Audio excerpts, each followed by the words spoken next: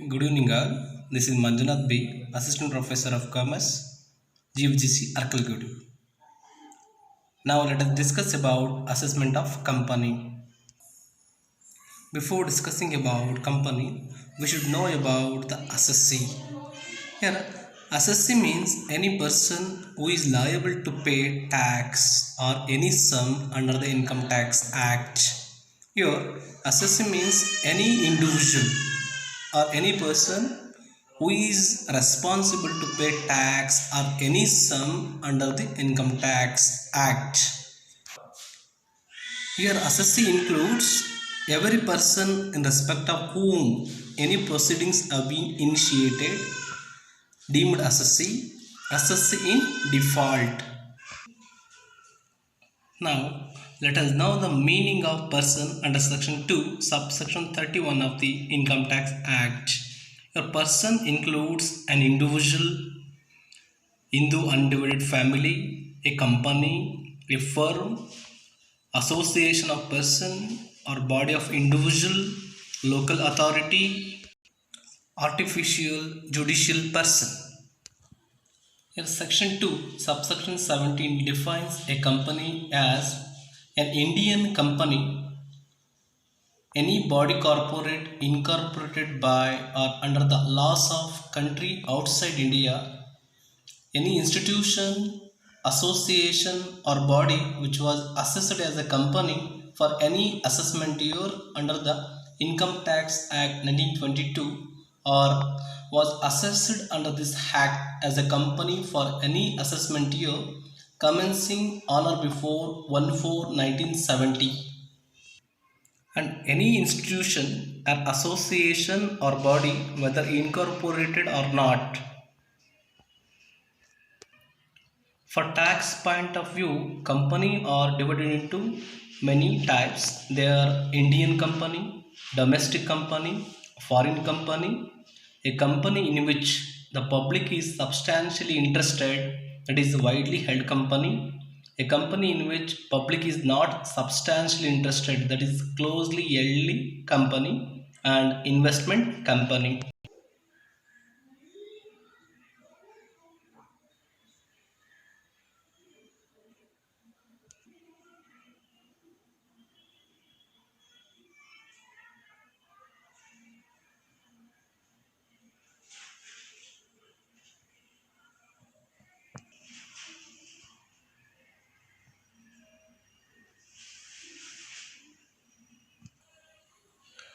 Now we shall discuss about golden rule of tax liability, that is taxability.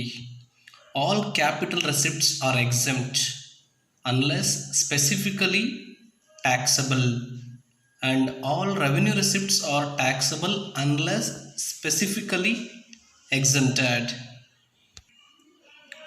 Now, classification of income and different heads of income. We know that we have five major heads of income. They are income from salary, income from house property, income from business or profession, income from capital gain, and income from other sources. Now we shall discuss about steps in computation of tax liability. The step number 1 is computation of total income, that is as per normal provision of IT Act. And step 2, compute tax on total income at applicable tax rate at surcharge and cess, that is education cess. The step 3 is computation of book profit under section 115 JB, that is book profit. And step 4, computation of MAT, minimum alternative tax, at 18.5% on book profits and surcharge as well as cess. And the last step is computation of tax liability. Now let us discuss about all the steps one after one. Now step 1, that is computation of total income as per normal provisions of IT Act. Now, computation of income from business. So your P&L account is given in the problem where the net profit or net loss is given in the P&L account. First, we have to consider net profit as per P&L account in the outer column, for which we have to add various items. Out of them, first one is inadmissible expenses debited to P&L account. Here, inadmissible expenses means those expenses which are not concerned with the business activities. And second one, business incomes not credited to P&L account. Those business incomes which are not credited to P&L account, such income must be added to the net profit. And third one, overvaluation of opening stock. Sometime overvaluation of opening stock will be taken place in the accounts. And fourth one, undervaluation of closing stock. Undervaluation of closing stock. So from these balance we have to deduct the various items. The first one is admissible expenses not debited to P&L account. Those expenses which are incurred regularly, that is recurring in nature, but not debited to P&L account, such items should be deducted here. And the second one, non-business and non-taxable incomes credited to P&L account. Here, non-business means exclusions of business like house property, income from other sources, income from capital. Such if incomes are credited to P&L account, such income must be debited. Such income should be deducted. And non-taxable incomes credited to P&L account. So those, for example, dividend from domestic company, agricultural income from India, those are exempted incomes, but which are credited to P&L account, such incomes also deducted. And third one, undervaluation of opening stock. See, the above you have added to the net profit, that is overvaluation of opening stock. Now here we have to deduct undervaluation of opening stock. Dear students, you have to observe the changes here. And fourth one, overvaluation of closing stock. If closing stock is overvalued, that must be deducted. Dear friends, now let us focus on computation of total income as per normal provisions of Income Tax Act. So, income from house property, income from business, income from capital gains, income from other sources, all these sources of income have to be added. We will arrive gross total income, that is GTI. Out of GTI, we have to deduct the various deductions which deals in chapter 6a. From GTI, if we deduct some deductions, we will get total taxable income. Computation of tax on total income. The first one is tax on short-term capital gain subject to security transaction tax at 15%. Tax on long-term capital gain subject to STT in excess of rupees 1 lakh at 10%. Tax on other LTCG at 20%.